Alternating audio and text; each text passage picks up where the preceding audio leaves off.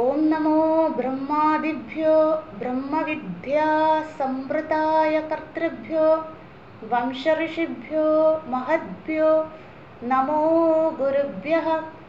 സർവോപപ്ലവരഹിതഃ പ്രജ്ഞാനഘനഃ പ്രത്യഗർത്ഥോ ബ്രഹ്മൈവാഹമസ്മി. ഓം പൂർണ്ണമദഃ പൂർണ്ണമിദം പൂർണ്ണാത് പൂർണ്ണമുദച്യതേ പൂർണ്ണസ്യ പൂർണ്ണമാദായ പൂർണ്ണമേവാവശിഷ്യതേ. ഓം ശാന്തി ശാന്തി ശാന്തിഃ. ഹരിഃ ഓം ശ്രീ ഗുരുഭ്യോ നമഃ. ഹരിഃ ഓം. എല്ലാവർക്കും പ്രണാമം. ഹരി ഓം. ഓം നമോ നാരായണായ. യാജ്ഞവൽക്യ മഹർഷിയെ നമസ്കരിച്ചുകൊണ്ട് ബൃഹദാരണ്യക ഉപനിഷത്ത്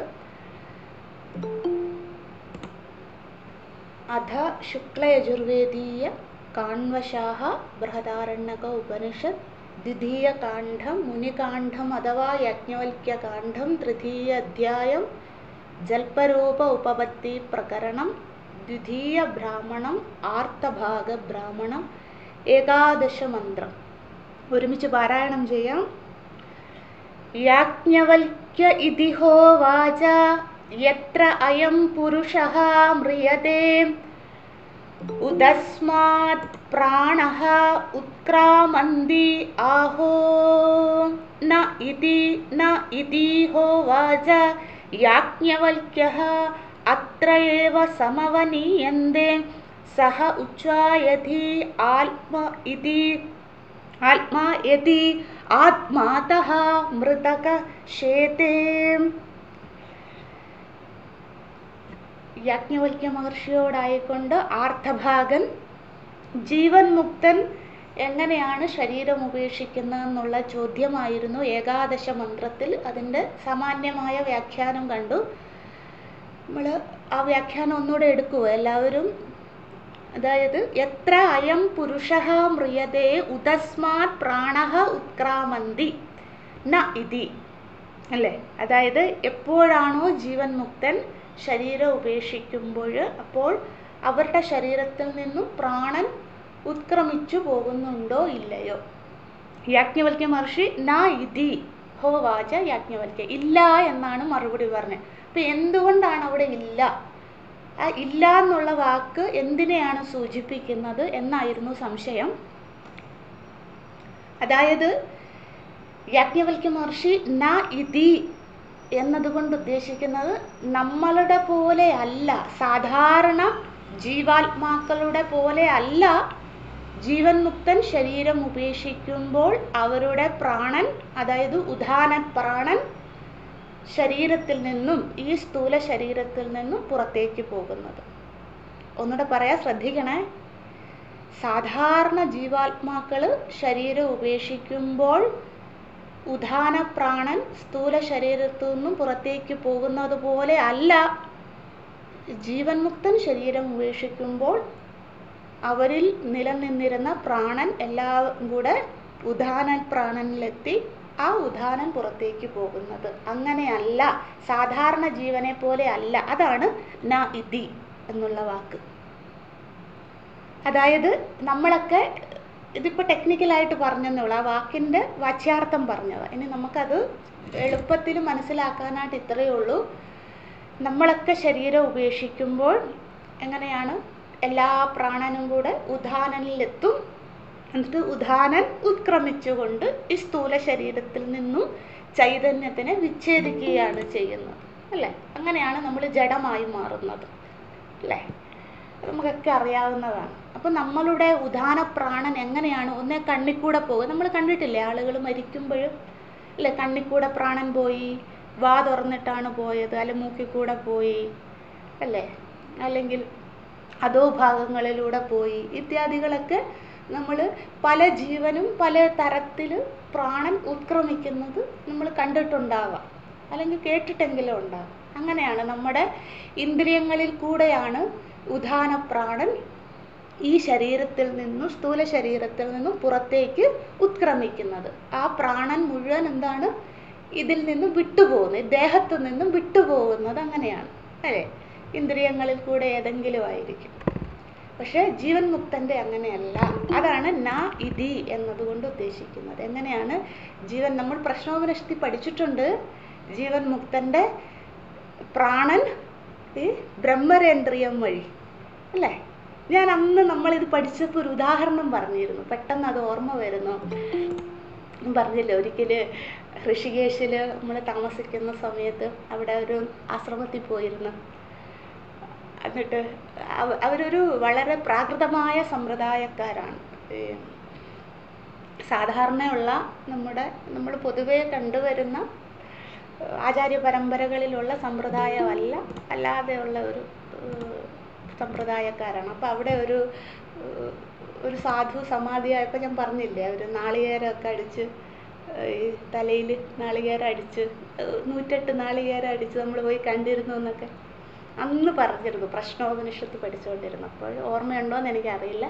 അതായത് അവരുടെ ഒരു വിശ്വാസം അനുസരിച്ച് അവർ ജീവൻ മുക്തനാണോ അല്ലയോ എന്നതൊന്നും പ്രാധാന്യമല്ല. അവരുടെ വിശ്വാസം അനുസരിച്ച് തലയിൽ നാളികേരം അടിച്ച് ജീവൻ അങ്ങോട്ട് പോയി കഴിഞ്ഞാൽ പിന്നെ മുക്തിയാകും.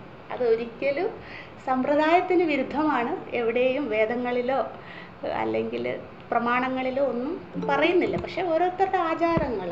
അപ്പം എങ്ങനെയാണ് ശാസ്ത്രം പറയുന്നതെന്ന് വെച്ചാൽ, ജീവൻ മുക്തൻ ശരീരം ഉപേക്ഷിക്കുമ്പോൾ സുഷുപ്നാ നാഡിയിലൂടെ ബ്രഹ്മരന്ധ്രം വഴിയാണ് അവരുടെ ഉദാനപ്രാണൻ പോകുന്നത്. അതായത് നമ്മുടെ പോലെ ഇന്ദ്രിയങ്ങളിൽ കൂടെയല്ല ഉദാനപ്രാണൻ പുറത്തേക്ക് പോകുന്നു.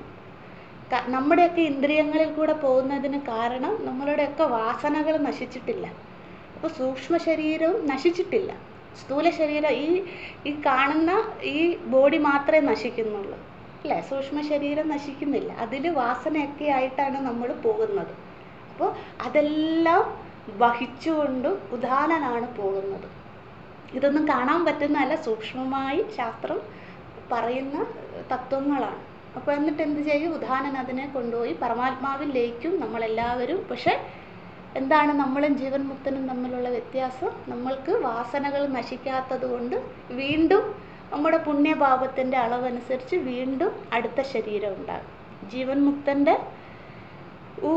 ശരീരത്തിൽ നിന്നും പ്രാണം ഉത്ക്രമിക്കുമ്പോൾ ഉദാനന് കൊണ്ടുപോകാനായിട്ട് വാസനകളൊന്നുമില്ല, പുണ്യമില്ല, പാപമില്ല, സൂക്ഷ്മ ശരീരമില്ല. ജീവൻ മുക്തൻ്റെ ശരീരം നശിക്കുക എന്ന് വെച്ചാൽ 3 ശരീരവും കൂടെ ഒരുമിച്ചാണ് നശിക്കുന്നത്. സ്ഥൂല സൂക്ഷ്മ കാരണ ശരീരങ്ങൾ. നമുക്കങ്ങനെയല്ല. നമുക്കെന്ന് വെച്ചാൽ സാധാരണ ജീവാത്മാക്കൾക്ക് അങ്ങനെയല്ല. എങ്ങനെയാണ്?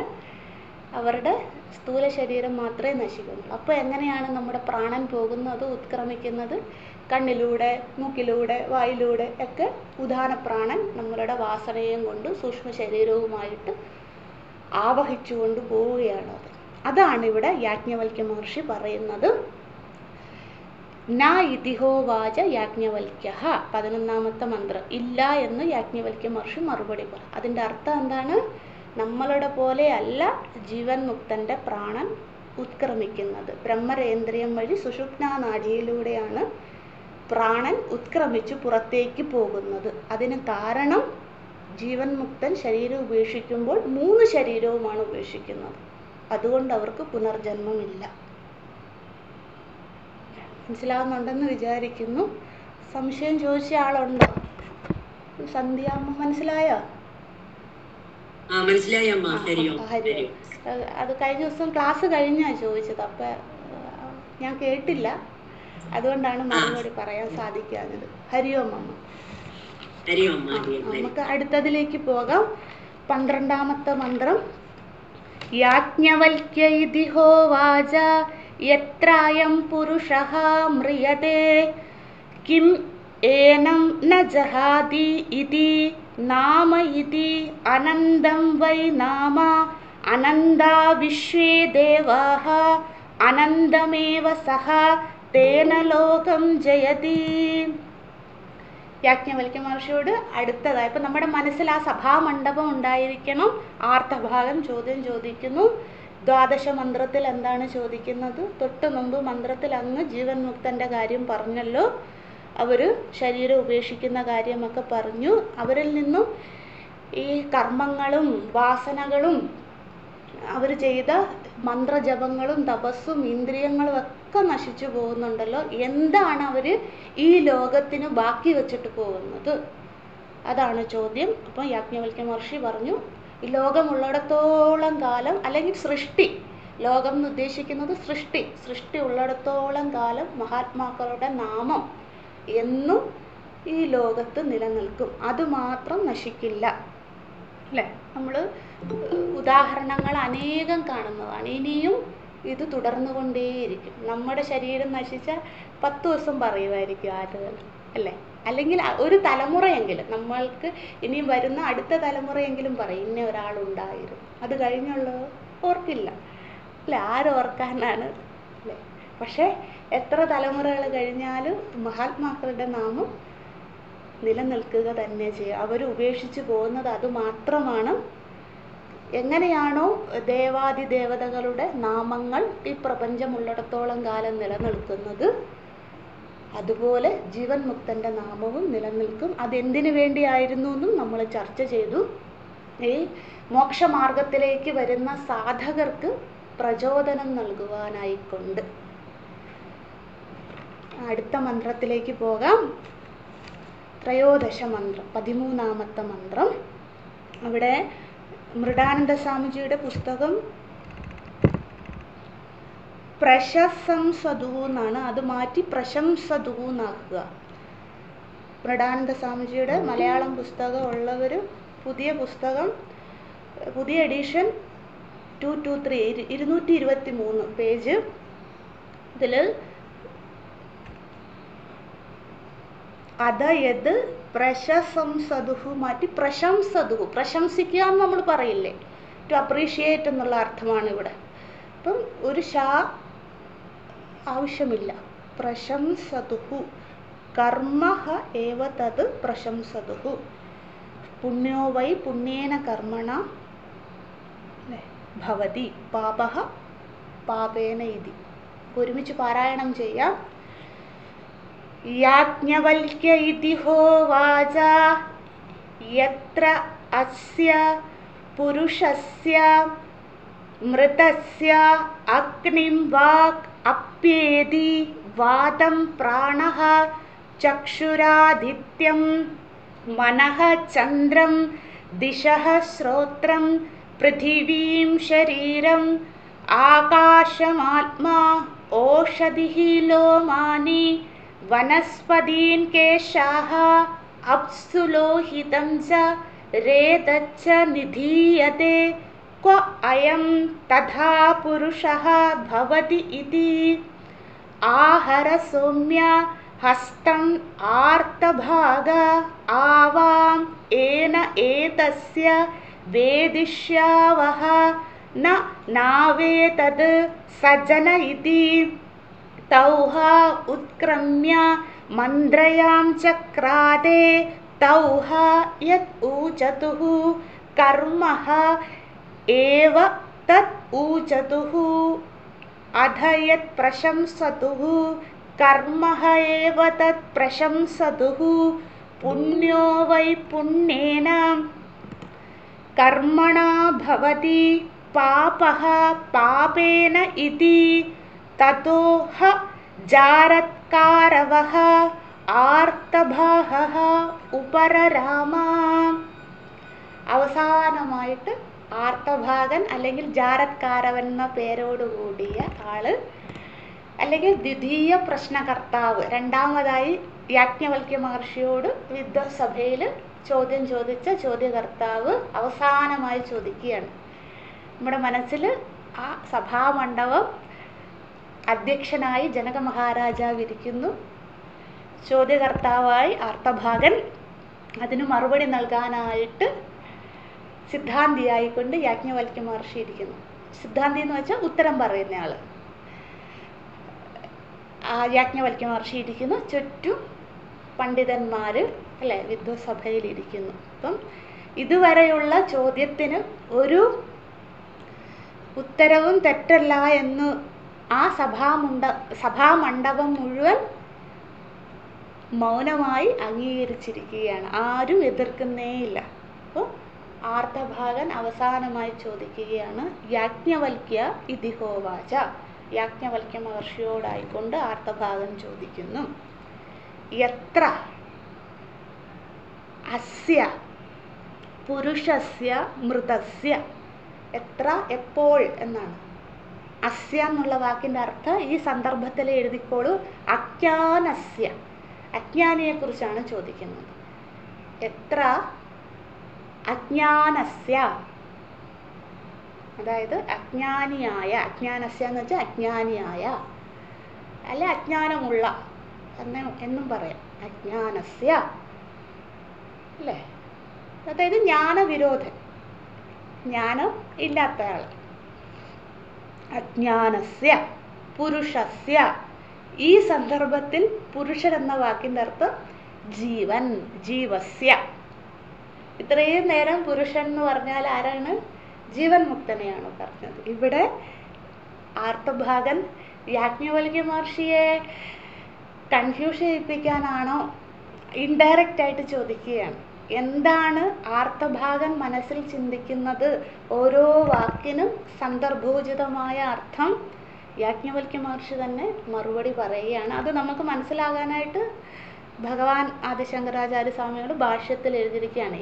ഇന്നതാണ് ഇന്ന സന്ദർഭത്തിൽ ആർത്തഭാഗൻ ഉദ്ദേശിക്കുന്ന അർത്ഥമെന്ന്.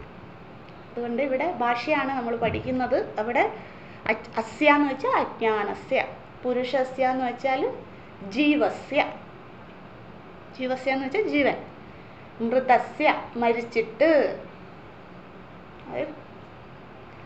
മരിച്ചുപോയി, ജീവൻ ശരീരം ഉപേക്ഷിച്ചു. അപ്പോൾ എത്ര അസ്യ പുരുഷസ്യ മൃതസ്യ എന്ന് വെച്ചാൽ എപ്പോഴാണ് അജ്ഞാനിയായ ജീവൻ എപ്പോഴാണോ മരിക്കുന്നത്, അപ്പം മരിച്ചിട്ട് നമുക്കൊക്കെ എത്ര കാലമാണോ ശരീരം ഉള്ളത് അല്ലേ, പ്രാരാബ്ധമനുസരിച്ച് അത്രയും ദിവസങ്ങൾ അല്ലേ, അത്രയും ആയുസ്, അത്രയും നിമിഷങ്ങൾ ഒക്കെ കഴിച്ചിട്ട് മരിച്ചിട്ട്, എന്നിട്ട് ബാക്കി മുഴുവൻ ആർത്തഭാഗൻ തന്നെ പറയുകയാണ്. ഒരു സാധാരണ ജീവാത്മാവ് മരിക്കുമ്പോൾ എന്തൊക്കെയാണ് സംഭവിക്കുന്നത് എന്ന് ആർത്തഭാഗൻ തന്നെ ഉത്തരമങ്ങ് വളരെ വിസ്തരിച്ച് ചോദ്യം അങ്ങ് വളരെ വിസ്തരിച്ച് ചോദിക്കുകയാണ്. അതിനൊരു കാരണം, യാജ്ഞവൽക്യ മഹർഷിയോട് ഒന്നാമത്തെ ചോദ്യത്തിൽ എന്താണ് ഗ്രഹാതിഗ്രഹങ്ങൾ, ഇന്ദ്രിയങ്ങളും അതിൻ്റെ വിഷയങ്ങളും ചോദിച്ചു. യാജ്ഞവൽക്യ മഹർഷി ആ ഇന്ദ്രിയങ്ങളുടെ അടിസ്ഥാന ദേവതകളെക്കുറിച്ച് ഉത്തരം പറഞ്ഞില്ല. അപ്പോൾ ആർത്തഭാഗൻ വിചാരിച്ചു, നമ്മളത് പഠിച്ചു അല്ലേ, ഓരോ ഇന്ദ്രിയങ്ങളുടെയും അടിസ്ഥാന ദേവതകളെക്കുറിച്ച് അവിടെ ചർച്ച ചെയ്തു. അതിന് കാരണം 13ാമത്തെ മന്ത്രത്തിൽ അത് ആവശ്യമുള്ളത് കൊണ്ടാണ്. അപ്പം ആർത്തഭാഗൻ ഒരു പക്ഷേ വിചാരിച്ചിട്ടുണ്ടാകാം യാജ്ഞവൽക്യ മഹർഷിക്ക് ഈ അടിസ്ഥാന ദേവതകളെ ഒന്നും അറിയില്ല, അതുകൊണ്ടായിരിക്കാം ആദ്യത്തെ ചോദ്യത്തിന് ആ ദേവതകളെ കുറിച്ചൊന്നും ഉത്തരത്തിൽ പരാമർശിക്കാഞ്ഞത് എന്നൊരു മിഥ്യാധാരണ ആർത്തഭാഗനുണ്ട്. അതൊരു കാരണം. ഇനി മറ്റൊരു കാരണം എന്ന് വെച്ചാൽ എല്ലാവരെയും അറിയിക്കണം ആർത്തഭാഗന്, കാരണം അവസാനത്തെ ചാൻസാണ് അല്ലേ. ഇതും കൂടെ കഴിഞ്ഞാൽ പിന്നെ ആർത്തഭാഗൻ ഉപരമിക്കുകയാണ്, ചോദ്യമൊന്നുമില്ല. അപ്പോൾ എല്ലാവരെയും അറിയിക്കണം. ഒന്നാമത്തെ ചോദ്യത്തിൽ ദേവതകളെക്കുറിച്ച് പരാമർശിച്ചില്ല യാജ്ഞവൽക്യ മഹർഷി, പക്ഷെ എനിക്കറിയാം, ചോദ്യകർത്താവായ എനിക്കറിയാം ഏതൊക്കെ ദേവതകളാണ് ഇന്ദ്രിയങ്ങളെ അടിസ്ഥാന ദേവതകളായിരിക്കുന്നത്, അവരെന്തൊക്കെ ധർമ്മങ്ങളാണ് ചെയ്യുന്നതെന്ന് എനിക്കറിയാം. അത് ജനക മഹാരാജാവിനെയും വിദ്വത്സഭയെയും യാജ്ഞവൽക്യ മഹർഷിയെയും അറിയിക്കണം എന്നൊരു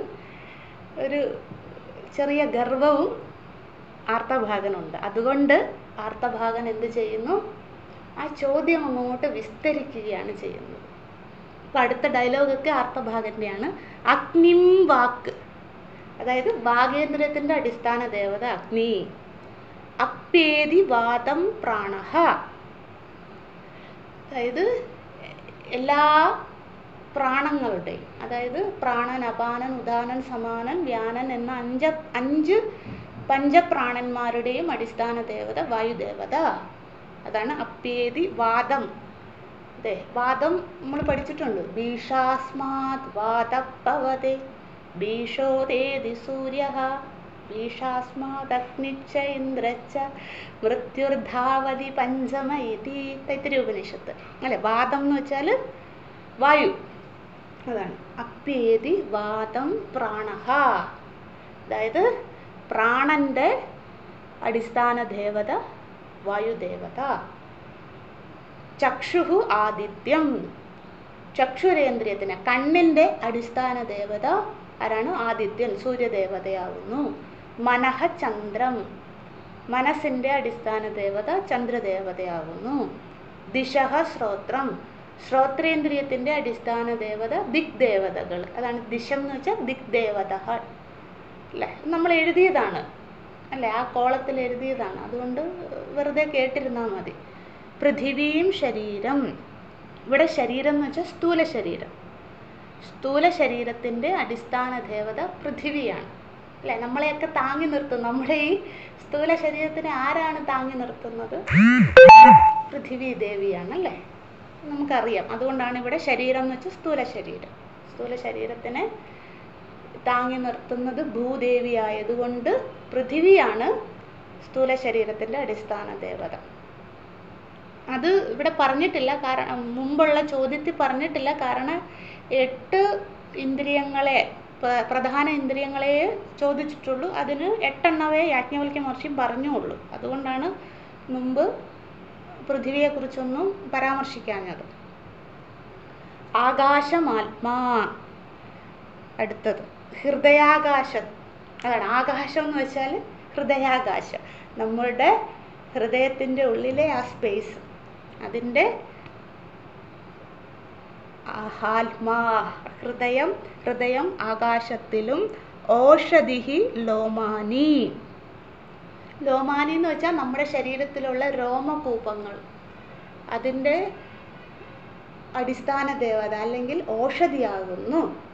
ഓഷധി വനസ്പതയോം ലോമാനി ചൈതി അല്ലെ, അതും തൈത്തിരീയ ഉപനിഷത്തിൽ നമ്മൾ പഠിച്ചതാണ്. പിന്നെ മുണ്ടകോപനിഷത്തിലും പഠിച്ചതാണ്. മുണ്ടകോപനിഷത്ത് 1-ാം മുണ്ടകം,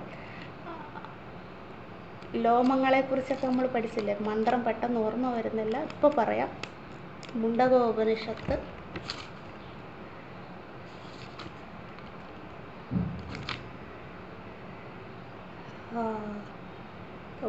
യഥോർണനാഭി സൃജതേ കിന്നതേ ച യഥാ പൃഥിവ്യാമോഷധയ സംഭവന്തി തദാക്ഷരാത് സംഭവതീഹ വിശ്വം. എഴുതിക്കോളൂ വേണ്ടവർ. 1.1.7 യഥോർണനാഭി സൃജ, അതായത് ആ ഒരു ഊർണനാഭിയുടെ ഉദാഹരണമൊക്കെ നമ്മൾ പഠിച്ചില്ലേ അവിടെ. യഥാ പൃഥിവ്യാമോഷധയ സംഭവന്തി യഥാ സഥ പുരുഷാത് കേശലോമാനി. അവിടെ ഈ ഓഷധിയുടെ കാര്യം പഠിച്ചതാ. പഠിച്ചില്ലെങ്കിലും സാരമൊന്നുമില്ല. 1.1.7 മുണ്ടകം, അഥർവണവേദം. വനസ്പതി കേശഃ, കേശങ്ങളുടെ അടിസ്ഥാന ദേവത വൃക്ഷങ്ങളാകുന്നു. അതായത് ഓരോന്നും ഭഗവാൻ സൃഷ്ടിച്ചത് അവിടെ പരമാത്മാവുണ്ട്. അതായത് കേശവും രോമവും തമ്മിൽ എന്താ വ്യത്യാസം? കേശം എന്ന് വെച്ചാൽ തലനാരിനെ പറയുന്ന പേരാണ് അല്ലെ, അതാണ് കേശം. രോമങ്ങൾ എന്ന് പറഞ്ഞാൽ മറ്റു അവയവങ്ങളിൽ, ശരീരഭാഗങ്ങളിലുള്ള നമ്മുടെ ത്വക്കേന്ദ്രിയത്തിലുള്ള രോമകൂപങ്ങളെ പറയുന്നതാണ് ലോമാനി. ലോമാനി ബഹുവചനം, ലോമങ്ങൾ. ഹര പറയുന്നത് ആർത്തഭാഗം. അപ്സുഹു ലോഹിതം, അപ്സുഹു ലോഹിതം ച രേതച്ച നിധീയതേ. അതായത് രക്തത്തിനും ഈ രേതസ്സുകൾക്കും ആരാണ് അടിസ്ഥാന ദേവത? അപ്പെന്ന് വെച്ചാൽ ജലം. വരുണദേവനാണ് നമ്മുടെ ശരീരത്തിലെ രക്തത്തിൻ്റെ അടിസ്ഥാന ദേവത. അതിന് വായുദേവനും സഹായിക്കുന്നുണ്ട് കേട്ടോ. രക്തധമനികളിലേക്ക് ശരീരം മുഴുവൻ രക്തം കൊണ്ടുപോകുന്നത്, ആ രക്തചംക്രമണം നടത്തുന്നതിന് സഹായിക്കുന്നത് വായുദേവനും കൂടിയാണ്. പഞ്ചപ്രാണന്മാരാണ്. അതോടൊപ്പം ആ രക്തത്തിൻ്റെ അടിസ്ഥാന ദേവതയും പിന്നെ ലോഹിതം എന്ന് വെച്ചാൽ ചുമപ്പെന്നാണ് അർത്ഥം. ഇവിടെ ചുമപ്പെന്ന് കൊണ്ട് ഉദ്ദേശിക്കുന്നത് രക്തത്തിനെയാണ് പറയുന്നത്. അപ്സു എന്ന് വെച്ചാൽ ജലം. രേതസ് നമ്മുടെ ശരീരത്തിലുള്ള രേതസ്സുകളും നിധീയതേ എന്ന് വെച്ചാൽ ലയിക്കുക എന്ന് വെച്ചാൽ ഇത്രയേ ഉള്ളൂ. നമ്മുടെ ശരീരത്തിലെ രക്തവും രേതസ്സുകളും അവയുടെ അടിസ്ഥാന ദേവത ജലമാണ്, അല്ലെങ്കിൽ അവയൊക്കെ ലയിക്കുന്നത് വരുണദേവനിലാണ്. അത്രേ ഉദ്ദേശിക്കുന്നുള്ളൂ. കോ അയം തഥാ പുരുഷഃ ഭവതി ഇതി. ഇവിടെ പുരുഷഃ എന്ന് വെച്ചാൽ ജീവഃ. ഞാൻ ഇത്രയും പറഞ്ഞല്ലോ യാജ്ഞവൽക്യ മഹർഷി. അതായത് ഇവിടെയും പരാമർശിക്കാത്തത് വിട്ടുപോയത് കുറേ ഉണ്ട് കേട്ടോ. എങ്ങനെയാണോ യാജ്ഞവൽക്യ മഹർഷി പ്രധാനപ്പെട്ടത് പറഞ്ഞത്, അതിൽ നിന്നും പിന്നെ അദ്ദേഹത്തിൻ്റെ കോൺട്രിബ്യൂഷനും കൂടെ കൂട്ടി ആർത്തഭാഗൻ ചില കാര്യങ്ങൾ, എത്രയോ ഇന്ദ്രിയങ്ങളെക്കുറിച്ച് ഇവിടെ പറഞ്ഞിട്ടില്ല. കർമ്മേന്ദ്രിയങ്ങൾ കൂടുതലും ഇവിടെ ഉപേക്ഷിച്ചിരിക്കുകയാണ്. ജ്ഞാനേന്ദ്രിയങ്ങളെക്കുറിച്ചാണ് പറഞ്ഞത്. പിന്നെ മറ്റ് ശരീര അവയവങ്ങളെക്കുറിച്ചും പറഞ്ഞു, അവയിലെ അടിസ്ഥാന ദേവതകളെക്കുറിച്ചും പറഞ്ഞിട്ട് ഈ ദേവതകൾ ഇന്ന ദേവതകളാണ്, ഇന്ന ഇന്ദ്രിയങ്ങൾക്ക് അവയുടെ ഫങ്ഷനിങ്ങിന് വേണ്ടി ധർമ്മം ചെയ്യുവാനായിട്ട് സഹായിക്കുന്നത് ഇന്ന ദേവതകളാണ്. അത് പറഞ്ഞതിന് ശേഷം അല്ലയോ യാജ്ഞവൽക്യ മഹർഷി, ആർത്തഭാഗൻ പറയുകയാണ്, ഈ പുരുഷൻ തഥാ പുരുഷഃ എന്ന് വെച്ചാൽ ഈ പുരുഷൻ എന്ന് വെച്ചാൽ ഈ ഇന്ദ്രിയങ്ങളൊക്കെ ഉള്ള ആ ഇന്ദ്രിയങ്ങളിൽ അടിസ്ഥാന ദേവതകളുമുണ്ട്. ആ അടിസ്ഥാന ദേവതകളുടെ സഹായത്തിനാൽ ഈ ഇന്ദ്രിയങ്ങളൊക്കെ പ്രവർത്തിച്ചു കൊണ്ടിരിക്കുന്ന ഈ പുരുഷൻ്റെ ജീവൻ കോ അയം ഭവതി ഇതി എന്ന് വെച്ചാൽ എന്തിനെയാണ്. ഇവിടെ ഭവതി എന്ന് വെച്ചാൽ എഴുതിക്കോളൂ, ആശ്രയതി എന്നാണ് അർത്ഥം. ഭവിക്കുക എന്ന സാധാരണ നമ്മൾ ഒരുപാട് സ്ഥലത്ത് ഭവതി എന്ന് കേട്ടിട്ടുണ്ട്. ഇവിടെ ആശ്രയതി എന്നാണ് അർത്ഥം. ആർത്തഭാഗൻ ചോദിക്കുകയാണ്, ഈ ജീവൻ എന്തിനെയാണ് ആശ്രയിച്ചിരിക്കുന്നത്? ചോദ്യം കുറച്ച് പ്രയാസമുള്ളതാണ്. അതായത് പ്രയാസം എന്ന് വെച്ചാൽ നേരിട്ട് ചോദിക്കുകയല്ല. ആർത്തഭാഗൻ ഉദ്ദേശിക്കുന്നത് എന്തെന്ന് വെച്ചാൽ, ഈ ജീവൻ, ഈ ഇന്ദ്രിയങ്ങളൊക്കെ ഉണ്ട്, ഈ ജീവൻ ഇന്ദ്രിയങ്ങളുടെ അടിസ്ഥാന ദേവതയായ, ഇപ്പോൾ പറഞ്ഞല്ലോ ഓരോ ദേവതകളെക്കുറിച്ചും പറഞ്ഞല്ലോ അല്ലേ, കണ്ണിന് സൂര്യൻ, ശ്രോത്രത്തിന് ദിക്ക്, അങ്ങനെ എല്ലാം പറഞ്ഞല്ലോ. ആ ദേവതകളെയാണോ ആശ്രയിച്ചിരിക്കുന്നത് അതോ മറ്റെന്തിനെയെങ്കിലും ആണോ? ശ്രദ്ധിക്കണേ, ഇത്രയേ ഉള്ളൂ. സാധാരണ ഒരു ജീവൻ അജ്ഞാനി, ആ അജ്ഞാനിക്ക് ഇന്ദ്രിയങ്ങളൊക്കെ പ്രവർത്തിക്കുന്നുണ്ട്. അപ്പം അതിനൊക്കെ സഹായിക്കുന്ന ദേവതകളെക്കുറിച്ച് ഞാൻ പറഞ്ഞു. ആ ദേവതകളെയാണോ അജ്ഞാനി ആശ്രയിക്കുന്നത് അതോ മറ്റെന്തിനെങ്കിലും ആണോ? മറ്റെന്തെന്നൊന്നും ഇവിടെ പറയുന്നില്ല കേട്ടോ. നമുക്ക് ഉത്തരം അറിയാം, അത് വേറെ കാര്യം. കാരണം എന്താ, നമ്മൾ പല സന്ദർഭങ്ങളിലും പഠിച്ചിട്ടുണ്ട്, എല്ലാ ദേവതകളും ആശ്രയിക്കുന്നത് പരമാത്മാവിനെയാണ്. പക്ഷെ പരമാത്മാവിനെയാണോ ആശ്രയിച്ചിരിക്കുന്നതെന്ന് ആർത്തഭാഗൻ നേരിട്ട് ചോദിക്കുന്നില്ല. എന്നിട്ട് എങ്ങനെ ചോദിക്കുന്നത് ഒന്നുകൂടെ പറയാം, ശ്രദ്ധിക്കണേ. ആർത്തഭാഗൻ ചോദിക്കുന്ന ഇതാണ്, ഒരു സാധാരണ മനുഷ്യൻ അല്ലെങ്കിൽ ജീവൻ, അവർക്ക് സർവ്വ ഇന്ദ്രിയങ്ങളും പ്രവർത്തിക്കുന്നത് ദേവതകളുടെ സഹായം കൊണ്ടാണ്. ആ ദേവതകളുടെ പേരൊക്കെ ഞാൻ അങ്ങയോട് പറഞ്ഞു കഴിഞ്ഞു. അതുകൊണ്ടാണ് കണ്ണും കാതും മൂക്കും എല്ലാം പ്രവർത്തിക്കുന്നതെന്ന് ഞാൻ പറഞ്ഞു. ഈ ദേവതകളെയാണോ ഈ ജീവൻ ആശ്രയിക്കുന്നത് അതോ മറ്റെന്തിനെങ്കിലും ആണോ ജീവൻ ആശ്രയിച്ചിരിക്കുന്നത് എന്നാണ് ആർത്തഭാഗൻ്റെ ചോദ്യം. ഇത് കേട്ടിട്ട്, ഈ ചോദ്യം കേട്ടിട്ട് യാജ്ഞവൽക്യ മഹർഷി ഇനി എന്താ ചെയ്യാൻ പോകുന്നതെന്നാണ് അടുത്തത് പറയുന്നത്. അല്ലേ, ചോദ്യം മനസ്സിലായെന്ന് വിചാരിക്കുന്നു. ചിന്തിക്കണേ. ആഹാര സൗമ്യ ഹസ്തം ആർത്തഭാഗ ആവാം ഏവ ഏതസ്യ വേദിഷ്യാവഹ ന നാവേദത് സജന ഇതി. ഇത്രയും വരെയാണ്. യാജ്ഞവൽക്യ മഹർഷി ചെയ്യുന്ന പ്രവൃത്തിയാണ് അടുത്തത് പറയുന്നത്. സൗമ്യ. യാജ്ഞവൽക്യ മഹർഷി ആർത്തഭാഗനെ വിളിക്കുകയാണ്, അല്ലയോ സൗമ്യ. ഇവിടെ സൗമ്യ, സാധാരണ സൗമ്യ എന്ന് നമ്മൾ പലയിടത്തും കണ്ടിട്ടുണ്ട്, ഗുരു ശിഷ്യനെ വിളിക്കുന്ന പേരാണ് സൗമ്യൻ അല്ലേ എന്നുള്ളത്. പക്ഷെ ഇവിടെ യാജ്ഞവൽക്യ മഹർഷി തൻ്റെ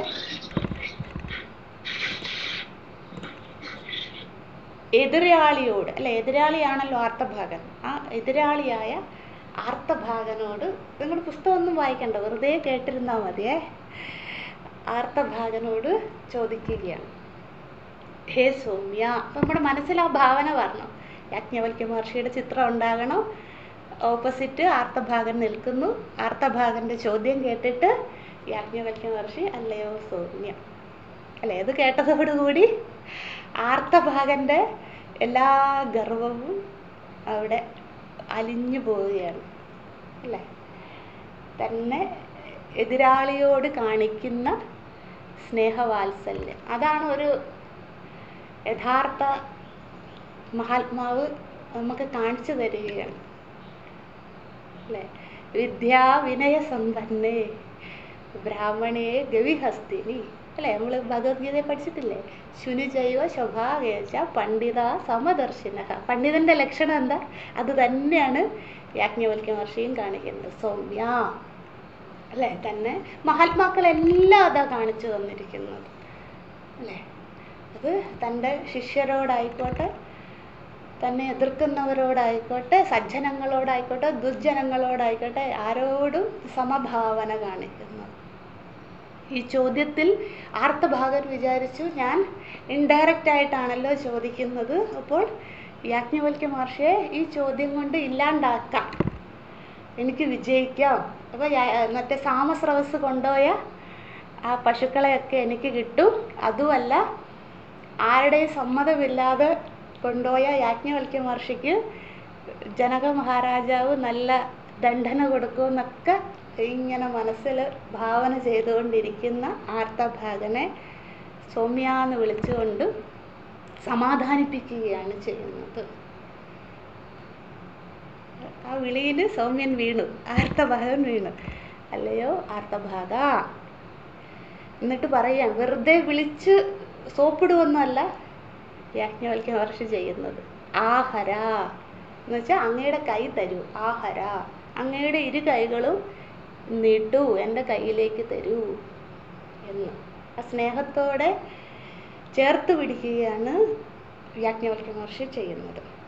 എന്നിട്ട് എന്ത് ചെയ്യുന്നു, ആഹര സൗമ്യ ഹസ്തം ആർത്തഭാഗ. ഹസ്തം എന്ന് വെച്ചാൽ എന്താ, കൈകൾ, അങ്ങയുടെ ഇരു കൈകളും എൻ്റെ കയ്യിലേക്ക് തരിക. എന്നിട്ട് നമ്മൾ എന്ത് ചെയ്യുന്നു, ആവാം. ആവാം എന്ന് വെച്ചാൽ ഇരുവരും, നമ്മൾ ഇരുവരും, യൂയം ആവാ. യൂയം എന്ന് വെച്ചാൽ ഏകവചനം, ആവാ എന്ന് വെച്ചാൽ ദ്വിവചനം, എന്ന് വെച്ചാൽ നമ്മൾ ഇരുവരും. അതായത് നമ്മുടെ മനസ്സിലപ്പോൾ ആ ചിത്രം വരണം കേട്ടോ, ഒരു നാടകീയമായി ഇത് നടക്കണം. സൗമ്യ എന്ന് വിളിച്ച് ആർത്തഭാഗൻ്റെ കൈ ചേർത്ത് വിളിച്ച്, അതായത് അങ്ങ് എന്നോട് എന്ത് കാണിച്ചാലും, അത് തൊട്ട് മുമ്പുള്ള അശ്വലനായിക്കോട്ടെ, ഇനി വരാൻ പോകുന്നവരൊക്കെ ആയിക്കോട്ടെ, എനിക്കിതൊന്നും ഒരു പ്രശ്നവുമില്ല, ഞാൻ എല്ലാവരെയും തുല്യരായി കാണുന്നു. ഞാൻ എന്തിനാണ് പശുക്കളെ കൊണ്ടുപോയത്, എൻ്റെ ഗർവം കൊണ്ടല്ല, എൻ്റെ ശിഷ്യന്മാരവിടെ പട്ടിണി കിടക്കുകയാണ്, എന്നെ ആശ്രയിച്ച് 100-ലധികം ശിഷ്യന്മാരുണ്ട്, അവരെ പട്ടിണി ഇടാൻ സാധിക്കില്ല, അതുകൊണ്ട് ഞാൻ കൊണ്ടുപോയതാണ്, എനിക്കല്ലാണ്ട് ഈ സ്വത്ത് എന്തിനാണ് അല്ലേ. എല്ലാം ഉപേക്ഷിച്ച് മൈത്രേയിക്കും കാർത്യായനിക്കും കൊടുത്തിട്ട് പോകുന്നത് നമ്മൾ കണ്ടതാണ്.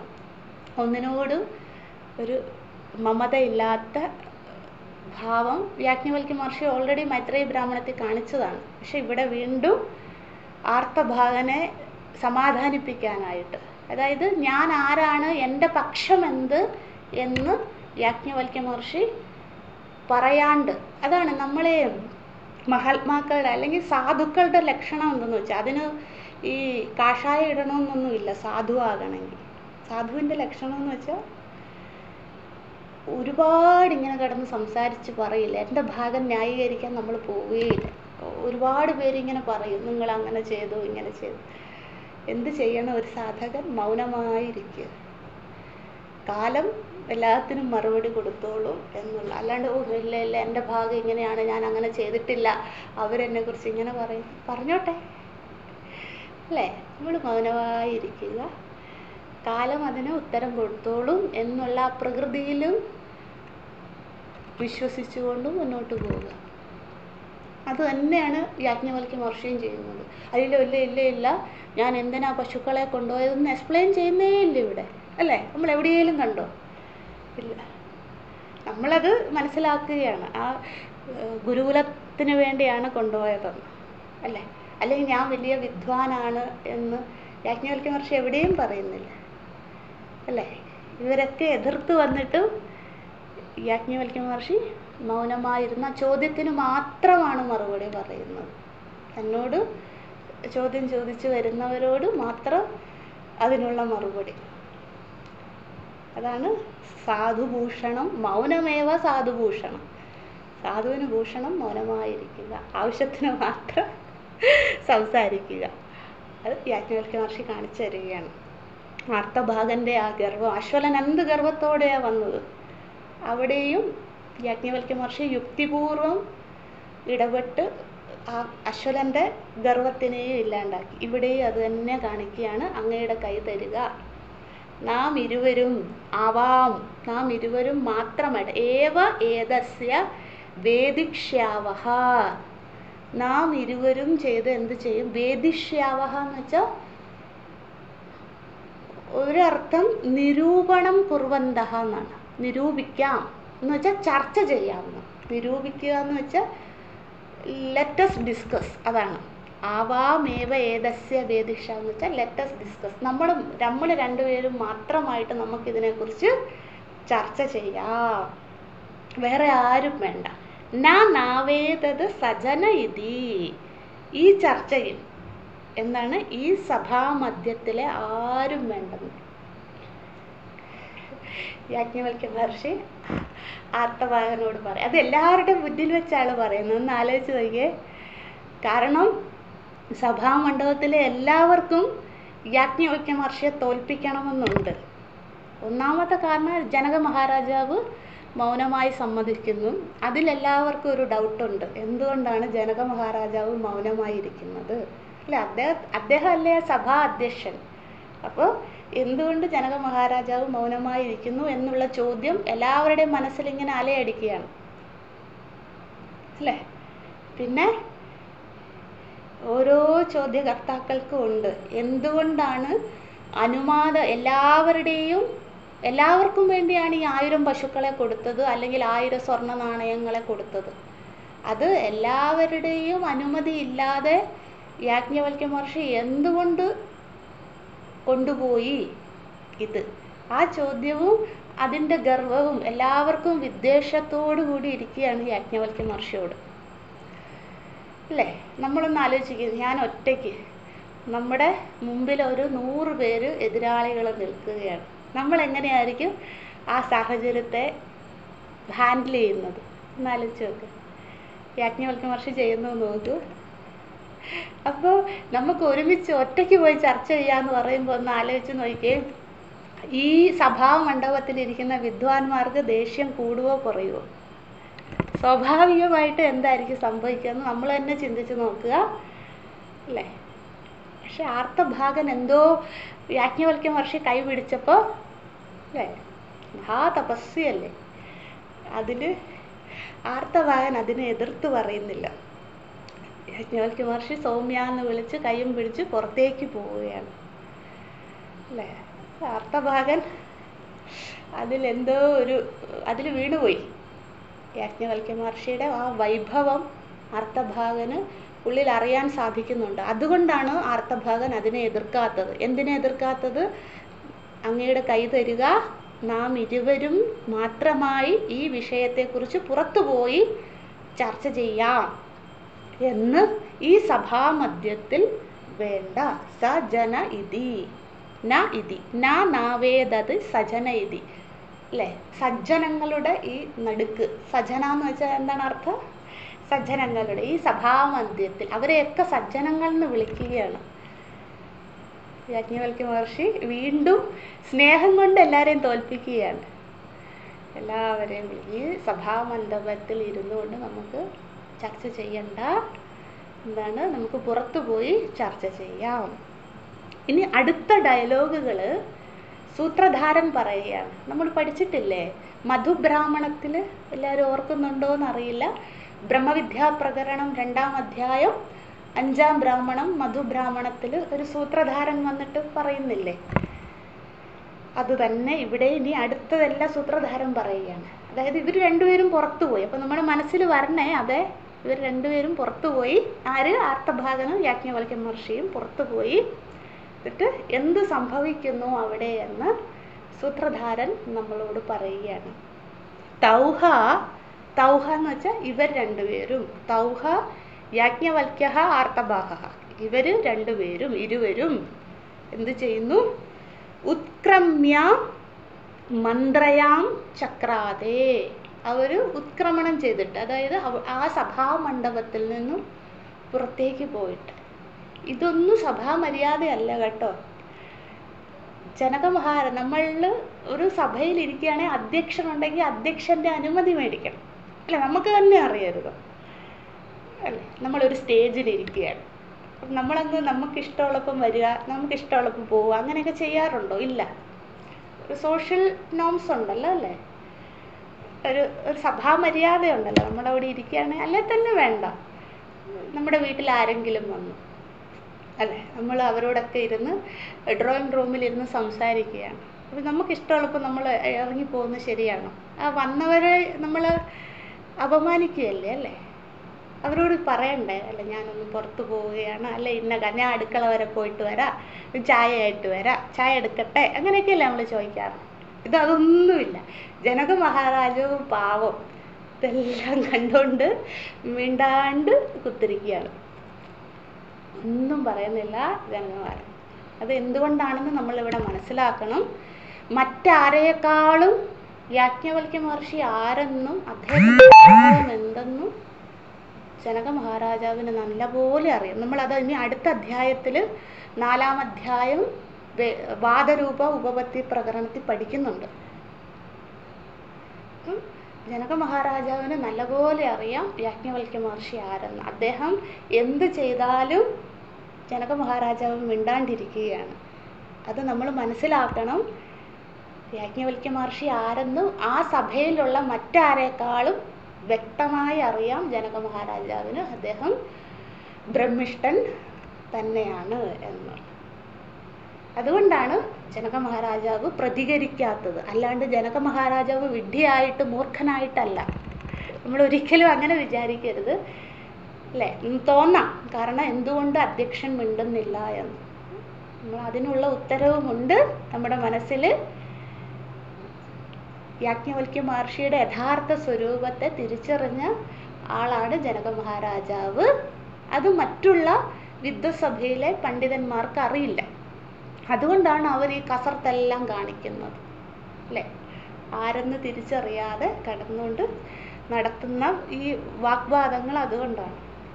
അപ്പം ഇവർ അധ്യക്ഷനോടൊന്നും ചോദിക്കാതെ ജനക മഹാരാജാവ് ആർത്തഭാഗൻ്റെ കൈയും പിടിച്ച് പുറത്തേക്ക് പോയി. എന്നിട്ട് എന്ത് സംഭവിക്കുന്നു എന്ന് സൂത്രധാരൻ എന്ന് വെച്ചാൽ ഇതിലുള്ള ഒരാൾ, ആരാന്ന് പറയുന്നില്ല യാജ്ഞവൽക്യ മഹർഷി. ഈ കഥ പുറത്തു പോയിട്ട് എന്ത് നടക്കുന്നു എന്ന് നമ്മളോട് പറഞ്ഞു തരികയാണ്. തൗഹ യത് ഊജതുഹു. തൗഹ എന്ന് വെച്ചാൽ യാജ്ഞവൽക്യ ആർത്തഭാഗ, ഈ യാജ്ഞവൽക്യ മഹർഷിയും ആർത്തഭാഗനും യത് ഊജതുഹു, ഇവർ ഇരുവരും കൂടെ എന്തു ചെയ്തു? നിരൂപണം ചെയ്തു, അതായത് ചർച്ച ചെയ്തു. ചോദ്യത്തിനുള്ള മറുപടി, ആർത്തഭാഗന്റെ ചോദ്യത്തിനുള്ള മറുപടി യാജ്ഞവൽക്യ മഹർഷി ഒറ്റയ്ക്കായി ആർത്തഭാഗനോട് മാത്രമായി അത് ഡിസ്കസ് ചെയ്യുന്നു. എന്നിട്ട് എന്താണ് അവിടെ ചർച്ച ചെയ്തതെന്ന് സൂത്രധാരൻ നമ്മളോട് പറയുകയാണ്. അവർ ചർച്ച ചെയ്ത വിഷയങ്ങൾ മുഴുവൻ വിസ്തരിച്ച് ആർക്കും അറിയില്ല. പിന്നെ അതിൻ്റെ നട്ഷെല്ല്, അതിൻ്റെ ഒരു സാരാംശം നമ്മളോട് ഈ സൂത്രധാരൻ പറയുകയാണ്. അതായത് മൂന്നാമത് ദൃക്സാക്ഷി, സൂത്രധാരൻ എന്ന് വെച്ചാൽ ദൃക്സാക്ഷി നമ്മളോട് പറയുകയാണ്. ഇവിടെ ദൃക്സാക്ഷിയുടെ പേരും നാളും ജാതകവും ഒന്നും പറയുന്നില്ല, ഒരാൾ പറയുന്നു. എന്നിട്ട് എന്താണ് അവർ ചർച്ച ചെയ്തത്? കർമ്മഃ ഏവ തത് ഊചതുഹു. അവർ പുറത്തു പോയിട്ട് ഊചതുഹു ചർച്ച ചെയ്തത്, അവർ ഡിസ്കസ് ചെയ്തത് എന്താണ്? കർമ്മഃ, കർമ്മത്തെ പറ്റിയായിരുന്നു. അത്രയും മാത്രമേ പറയുന്നുള്ളൂ. നമുക്കിത് നാളെ കുറച്ചുകൂടി ഡിസ്കസ് ചെയ്താൽ ഇപ്പം വേർഡ് മീനിങ് മാത്രം പറഞ്ഞ് അവസാനിപ്പിക്കാം. കർമ്മത്തെക്കുറിച്ചാണ് അവർ ചർച്ച ചെയ്തത്. അധ യത് പ്രശംസതുഹു. അതാന്ന് വെച്ചാൽ ദെയർ ആഫ്റ്റർ, അതിനുശേഷം കർമ്മത്തെ പറ്റി അവർ ചർച്ച ചെയ്തു. എന്ത് കർമ്മമാണെന്നൊന്നും ഇവിടെ പറയുന്നില്ലേ. കർമ്മത്തെക്കുറിച്ചാണ് അവർ ചർച്ച ചെയ്തത്. കാരണം അവർ രണ്ടുപേരും മാത്രമായിട്ടല്ലേ ചർച്ച ചെയ്യുന്നത്. അപ്പോൾ കൂടുതൽ ഡീറ്റെയിൽസ് ഒന്നും നമുക്ക് കിട്ടുന്നില്ല, സൂത്രധാരനും അറിയുന്നില്ല. പക്ഷെ കർമ്മം എന്ന് പറഞ്ഞ വാക്ക് കേട്ട് അപ്പോൾ കർമ്മത്തെക്കുറിച്ചാണ് അവർ ചർച്ച ചെയ്യുന്നത്. അല്ല, നമ്മൾ ഇങ്ങനെയല്ല, രണ്ടുപേര് ചർച്ച ചെയ്യുന്നുണ്ട്, നമുക്ക് മുഴുവൊന്നും കേൾക്കാൻ പറ്റുന്നില്ല. ഏതെങ്കിലും ഒരു വാക്ക് ആരുടെയും പേര് കേട്ടാൽ നമ്മൾ പറയില്ല ഇന്ന ആളുടെ പേരാണ്, അല്ലെ ഇന്ന ആളെ കുറിച്ചാണ് ചർച്ച ചെയ്യുന്നതെന്ന് പറയാറില്ലേ. അതുപോലെ ഒരു വേഗ് ഐഡിയ ഉള്ളൂ, ഫുൾ ഡീറ്റെയിൽ ആയിട്ട് സൂത്രധാരനും അറിയില്ല, ഇവരാരും പുറത്തും വിടുന്നുമില്ല. അപ്പം കർമ്മത്തെക്കുറിച്ചാണ് ചർച്ച ചെയ്തത്. അതിനുശേഷം എന്ത് ചെയ്തു? ഈ ചർച്ചയ്ക്ക് അനന്തരം, അധഃ എന്ന് വെച്ചാൽ വേദിക്ഷാവഹ അനന്തരം, ചർച്ച ചെയ്തതിന് അനന്തരം അല്ലേ, അതാണ് അധഃ യത് പ്രശംസതുഹു. ഇവർ രണ്ടുപേരും പ്രശംസിച്ചു. എന്തിനെക്കുറിച്ചു? യത് കർമ്മഃ പ്രശംസതുഹു. ഇവർ ചർച്ച ചെയ്ത കർമ്മം എന്ന വിഷയത്തെക്കുറിച്ചാണ്. അതിനുശേഷം കർമ്മം എന്ന വിഷയത്തെക്കുറിച്ച് ചർച്ച ചെയ്തതിന് ശേഷം കർമ്മത്തെക്കുറിച്ച് അവർ പ്രശംസിക്കുകയും ചെയ്തു. പ്രശംസിക്കാന്ന് വെച്ചാൽ അറിയാമല്ലോ, പുകഴ്ത്തുക, ഗ്ലോറിഫൈ ചെയ്യുക അല്ലേ. കർമ്മം അങ്ങനെയാണ്, കർമ്മം മറ്റേതാണ്, മറിച്ചാണ് അല്ലേ, എന്തൊക്കെയോ കർമ്മത്തെക്കുറിച്ച് അവർ പറഞ്ഞു. അതിനുശേഷം അതിനെ പുകഴ്ത്തുകയും ചെയ്തു. കർമ്മഃ ഏവ തത് പ്രശംസതുഹു. വീണ്ടും പറയുന്നു, അതിനെക്കുറിച്ച് പ്രശംസിച്ചു എന്ന് പറഞ്ഞതിന് ശേഷം രണ്ടാമതായിക്കൊണ്ട് ആവർത്തിച്ചുകൊണ്ട് സൂത്രധാരൻ പറയുന്നു, നിങ്ങൾ എന്നെ കുറ്റപ്പെടുത്തരുതേ, ഞാൻ ഇത്രയേ കേട്ടുള്ളൂ, അവർ കർമ്മത്തെക്കുറിച്ചാണ് പ്രശംസിച്ചത്.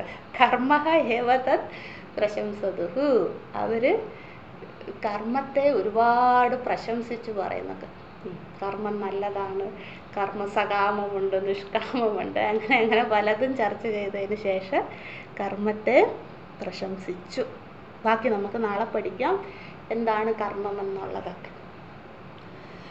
നമുക്ക് നാളെ കൊണ്ട് ആർത്തഭാഗ ബ്രാഹ്മണം അവസാനിക്കും. അതിനുശേഷം നമുക്ക്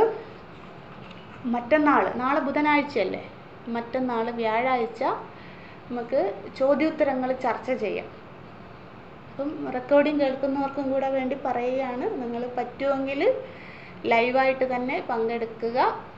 ചോദ്യോത്തരങ്ങളുടെ റെക്കോർഡിങ് ഉണ്ടാവുകയില്ല, കാരണം എല്ലാവരും കൂടെ സംസാരിക്കുമ്പം ഈ റെക്കോർഡ് ചെയ്യാൻ സാധിക്കില്ല, ശബ്ദം ഇങ്ങനെ വൂളായിട്ട് വരികയുള്ളൂ അല്ലേ. അതുകൊണ്ട് യൂട്യൂബിലേക്ക് അപ്ലോഡ് ചെയ്യുമ്പോൾ യൂട്യൂബ് തന്നെ റിജക്റ്റ് ചെയ്യുകയാണ്.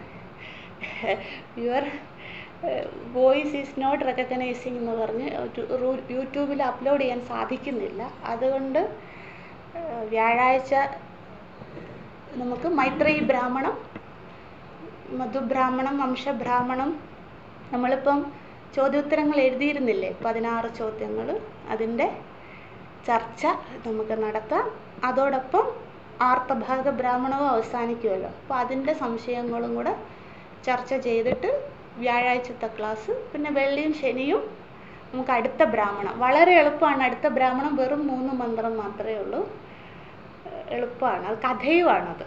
അതുകൊണ്ട് ഒരു ചോദ്യം ചോദിക്കുന്നു, ചോദ്യമുണ്ടാകാനുള്ള സന്ദർഭവും പറയുന്നു, അതിനുള്ള മറുപടി യാജ്ഞവൽക്യ മഹർഷി പറയുന്നതാണ്. അതും കൂടെ നമുക്ക് കാണാം. ഓം നമഃ പരമർഷിഭ്യോ നമഃ പരമർഷിഭ്യോ നമഃ പരമർഷിഭ്യഃ.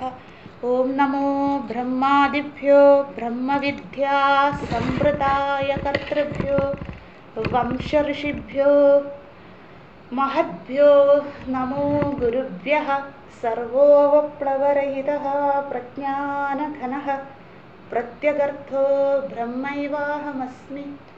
ഓം പൂർണ്ണമദഃ പൂർണ്ണമിദം പൂർണ്ണാത് പൂർണ്ണമുദച്യത്തെ പൂർണ്ണസ്യ പൂർണ്ണമാദായ പൂർണ്ണമേവ അവശിഷ്യത്തെ.